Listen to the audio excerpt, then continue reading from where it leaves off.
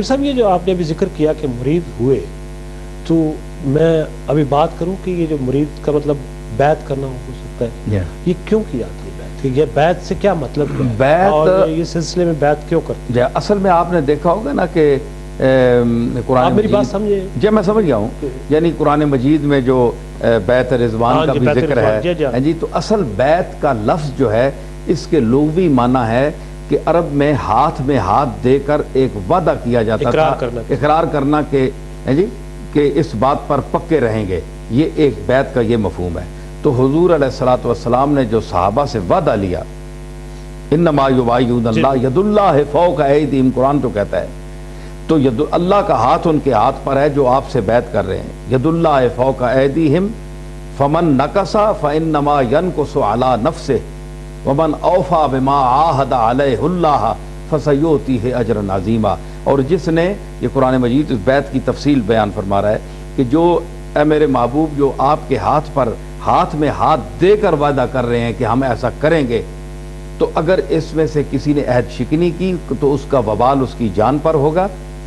اور جس نے پورا کیا اس وعدے کو تو اللہ کے نزدیک اس کے لیے بہت اجر عظیم ہے، میں اس کو اجر دوں گا۔ تو مطلب ہے کہ ہاتھ میں لے کر، یہ کوئی سنت فرض واجب نہیں ہے کہ آپ نے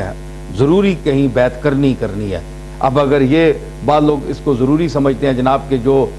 جس طرح کہتے ہیں جناب کہ جس کا کوئی پیر نہیں ہے اس کا شیطان پیر ہے، تو یہ غلط، کوئی یہ مقولہ ہے کسی کا، کوئی حدیث، کم از کم بعض دفعہ یہ بھی کہتے ہیں یہ بے پیرا ہے، مطلب ہے کہ یہ کوئی یہ حدیث نہیں ہے، یہ غلط بات ہے، مقولہ ہے۔ اور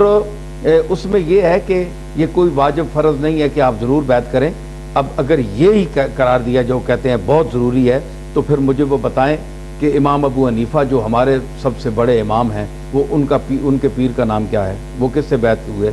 امام مالک، امام شافعی، امام حنبل، امام محمد، اور جتنے یہ ہمارے سیاہ ستہ کے امام بخاری ہوئے، نسائی ہوئے، ابن ماجہ اور یہ مشکاۃ شریف والے، یہ کس شیخ کے مرید ہیں؟ کوئی کسی کا پتہ ہی نہیں ہے ہی نہیں۔ تو مطلب یہ ہے کہ جو علم اور کمال رکھتا ہو، جس کو پتہ ہو کہ میں نے کیا کرنا ہے، کتاب و سنت کا درس حاصل کرے،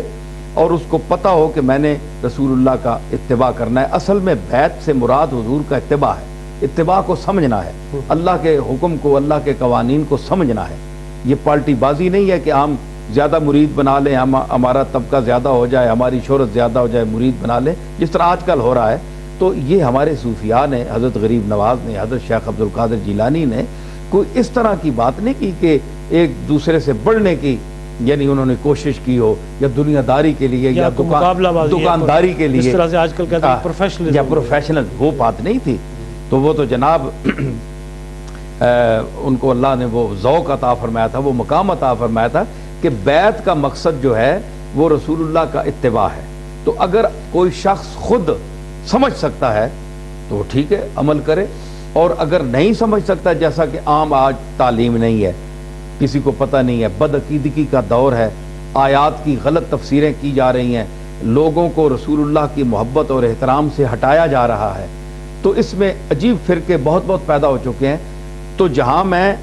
پروفیشنل پیری مریدی کی مخالفت کرتا ہوں اپنے خطابات میں بھی، اور یہ جتنے ڈھونگ رچائے جا رہے ہیں اس کی میں مخالفت کرتا ہوں، لیکن ان جب چیزوں کو دیکھتا ہوں کہ بدعقیدگی پھیل رہی ہے، بے راہ رو لوگ ہیں، حضور کے محبت ہمارے دلوں سے نکالی جا رہی ہے، تو میں سمجھتا ہوں کہ آپ جس بھی پیر سے تعلق اگر قائم کر لیں گے، کم از کم وہ کملی والے کی محبت تو آپ کے دل میں رکھے گا نا۔ تو اس حوالے سے کسی نہ کسی آدمی سے منسلک ہو جانا بہتر ہے۔ اچھا مجھے بتائیں کہ بیعت کی ضرورت کیوں پیش آتی ہے؟ بیعت کی ضرورت جی اصل میں جیسے، یا اس کی کوئی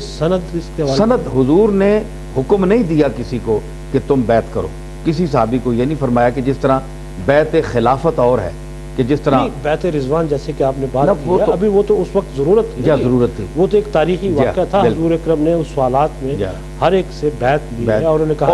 کہا فلاں چیز پر کہ ہم یہ کریں گے، یہ نہیں کریں گے، ان کی اس کی تفصیل قرآن میں بھی ہے۔ بیعت رضوان تو بڑی واضح ہے۔ تو مطلب ہے کہ یہ اصل میں تو یہی ہے کہ ہم نے کیا کرنا ہے یا کیا نہیں کرنا، یہ ایک فہرست گنوائی جائے، اور اگر بیعت رضوان کی سنت کو اپنانا ہے تو پھر وہ بیعت رضوان کی سنت کو اپنایا جائے، اور وہ فہرست بھی گنوائی جائے کہ معاہدہ کرو، پھر بات یہ ہے جناب کہ وہاں جس ذات کے ساتھ بیعت کی گئی تھی وہ معصوم تھا، رسول اللہ صلی اللہ علیہ وسلم معصوم ہے.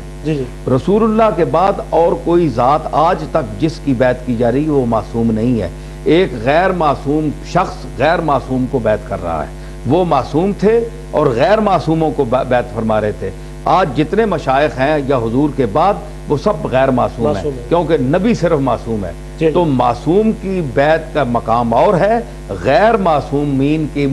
بیعت کا مقام اور ہے. اس لیے بہرحال متقی اور تقوی دے کر تو لوگ یہ کہتے ہیں جناب، جس طرح آپ نے پوچھا کہ یہ پھر بیعت کرنے کی ضرورت کیا ہے، اگر حضور نے نہیں حکم دیا، نہیں ضرورت کیوں پیش آتی ہے آج کے دور میں؟ نہیں میں عرض کر رہا ہوں نا کہ اگر حضور نے حکم دیا ہو تو پھر امام ابو حنیفہ کو بھی بیعت کرنی چاہیے تھی، امام شافعی کو بھی بیعت کرنی چاہیے تھی. نہیں وہ ٹھیک ہے، یعنی حکم نہیں ہے. تو یہ سلسلہ شروع کیوں ہوا؟ اصل میں صوفیاء نے اپنے دور میں تقوی اور طہارت کے جو زاویے خانقاہیں ایجاد کی لوگوں کو متقی بنانے کے لیے، اللہ کی یاد کرنے کے لیے، تو از خود لوگ ان کے ہاتھ پر آ کر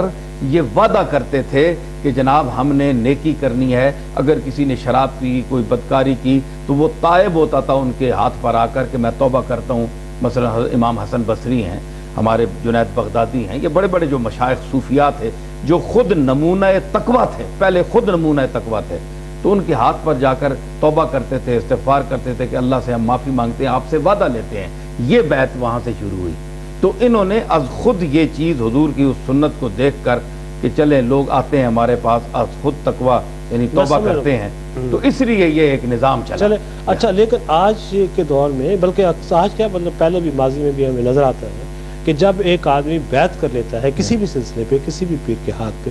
اس کے بعد وہ سمجھتا ہے کہ میں اب فارغ ہو گیا، سمجھے،